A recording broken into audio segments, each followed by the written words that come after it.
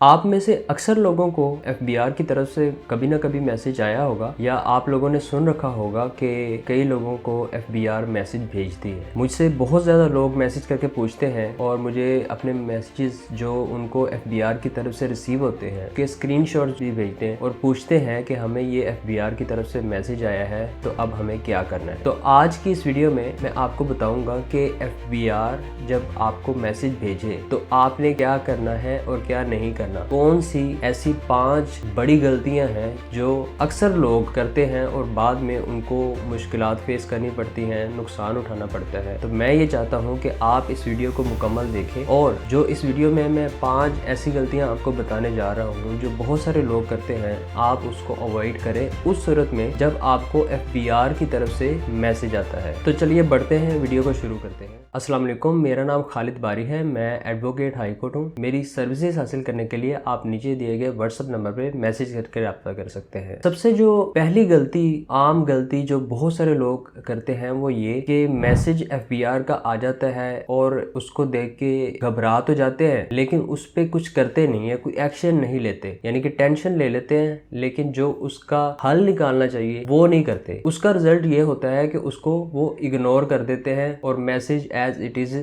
पड़ा रहता है। और कुछ लोग इसको फेक मैसेज समझ के इग्नोर कर देते हैं क्योंकि आजकल आपको पता है बहुत सारे फेक मैसेजेस आ रहे हैं, लोगों की तरफ से फ्रॉड हो रहे हैं। तो लोग समझते हैं कि पता नहीं ये भी कोई फेक मैसेज है, तो ऐसा समझ के वो उसको इग्नोर कर देते हैं। लेकिन याद रखें कि एफबीआर की तरफ से जो भी आपको मैसेज आएगा वो या तो 9966 के नंबर से मैसेज आएगा या उसके ऊपर एफबीआर का नाम यानी कि एफबीआर लिखा होगा। इसके अलावा जिस भी नंबर से आपको एफबीआर का मैसेज आया है या तो वो फेक होगा या आप उसकी तस्दीक कर सकते हैं कि क्या ये एफबीआर की तरफ से आया है या किसी फ्रॉडिया पर्सन की तरफ से आया है। तो उसके लिए आपने एफबीआर की हेल्पलाइन है 051-772-772, इस पे कॉल करके आपने मालूम कर लेना है कि ये जो मैसेज आपको आया है कि क्या ये वाकई सच है या फेक है। इसके साथ साथ आपने ये काम करना है कि उस मैसेज का स्क्रीनशॉट लेके अपने पास रख लेना है और उसको एफबीआर के ईमेल एड्रेस पे भी सेंड करना है, क्योंकि जो एफबीआर का ईमेल एड्रेस है वो उनकी टीम बहुत एक्टिव है, वो आपको फौरी उसका हल बता देंगे कि आपने क्या करना है और आपको ये भी बता देंगे कि क्या ये मैसेज सच है या फेक है। दूसरी बड़ी गलती लोग ये करते हैं कि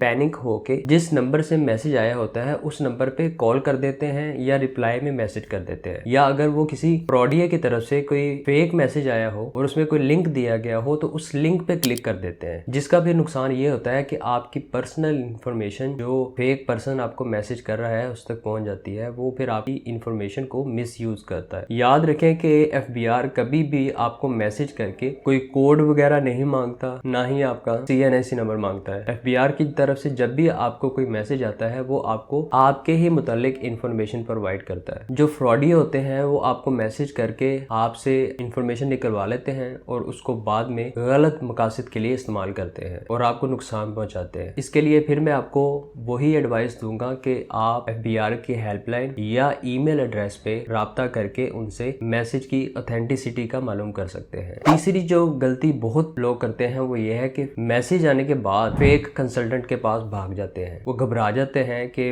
अब क्या करना चाहिए, तो वो गलती में जल्दबाजी में फेक कंसल्टेंट के पास चले जाते हैं। वो इस चीज को वेरीफाई नहीं करते कि जिस पर्सन के पास मैं अपना मसला हल करवाने जा रहा हूँ कि क्या वाकई ही वो एक ऑथेंटिक टैक्स एजेंट है, टैक्स लॉयर है, या वो वैसे ही टैक्स का नुमाइंदा बन के प्रैक्टिस कर रहा है, या वो अनजान है और उसने आपका काम पकड़ लिया है। क्योंकि आजकल जितनी बेरोजगारी है, लोग कम पैसों में भी काम करने के लिए तैयार हो जाते हैं, लेकिन उन लोगों को काम आता है या नहीं इस चीज को आपने परखना है। क्योंकि जब वो आपका काम खराब करते हैं तो उनका कोई नुकसान नहीं होता, सारा नुकसान आपका होता है, आपके पैसे भी जाया होते हैं, आपकी इंफॉर्मेशन भी जाया होती है और जो आपने रिस्पॉन्स एफबीआर को करना होता है वो भी सही तरीके से नहीं होता, तो बाद में आपको उसका भी नुकसान होता है। तो मेरा आपको ये मशवरा है कि हमेशा लाइसेंस टैक्स लॉयर या रजिस्टर्ड टैक्स कंसल्टेंट से ही अपना काम करवाएं। एक अच्छा टैक्स लॉयर कैसे ढूंढते हैं इस पे मैं एक अलग से वीडियो भी बना दूंगा, लेकिन यहाँ पे मैं आपको इन शॉर्ट बता देता हूँ। जो मुस्तनद, जो ऑथेंटिक टैक्स लॉयर्स होते हैं वो टैक्स बार एसोसिएशन के मेंबर्स होते हैं। जो टैक्स बार एसोसिएशन के मेंबर नहीं होते वो ज्यादातर या तो फेक कंसल्टेंट होते हैं, या उनको काम नहीं आता, या उनके पास लाइसेंस नहीं होता, या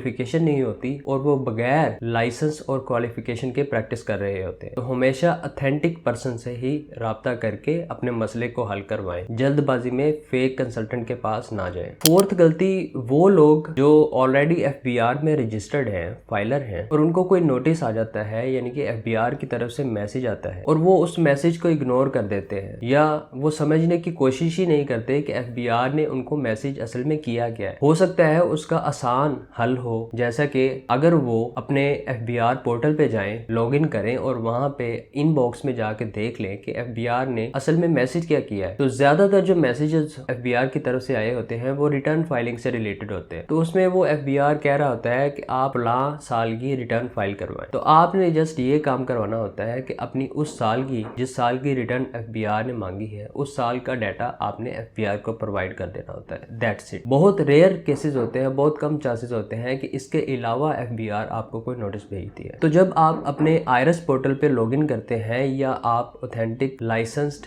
टैक्स लॉयर से रब्ता करते हैं, टैक्स एक्सपर्ट से रब्ता करते हैं, तो वो आपको बता देता है कि आपको एफबीआर क्या कह रही है, एफबीआर आपसे क्या डिमांड कर रही है, आपको मैसेज में क्या आया है और इसका रिस्पॉन्स आपने कैसे देना है। तो ये चीज़ें इतनी मुश्किल नहीं है, बहुत सिंपल है, लेकिन आपने इन चीज़ों को सही तरीके से लेके चलना है। अगर आप सही तरीके से लेके चलेंगे तो इस मसले का हल निकलेगा, नहीं तो ये आपका मसला आगे से आगे बढ़ता जाएगा। पांचवी जो गलती बहुत लोग करते हैं वो ये करते हैं कि डिले कर देते हैं, जवाब देने में देर कर देते हैं। याद रखें कि एफबीआर की तरफ से जो भी नोटिस आया होता है, जो भी मैसेज आपको आया होता है, उसका जो आपने हल निकालना होता है वो एक स्पेसिफिक टाइम के अंदर निकालना होता है। बहुत सारे मैसेजेस की जो डेडलाइन होती है वो एफबीआर ने आपके आईआरएस पोर्टल के जो इनबॉक्स का सेक्शन होता है उसमें मेंशन की होती है। मिसाल के तौर पे अगर आज 5 तारीख है तो एफबीआर आपको कहेगी कि आपने इस मैसेज का जवाब 15 तारीख तक देना है। तो बहुत सारे लोग ये गलती करते हैं कि उस डेडलाइन को मीट नहीं करते और अपना जो जवाब है वो देते तो हैं, लेकिन वो उस डेडलाइन के बाद देते हैं, जिसका फिर उन्हें नुकसान होता है, जुर्माना हो जाता है। मिसाल के तौर पे एक पर्सन को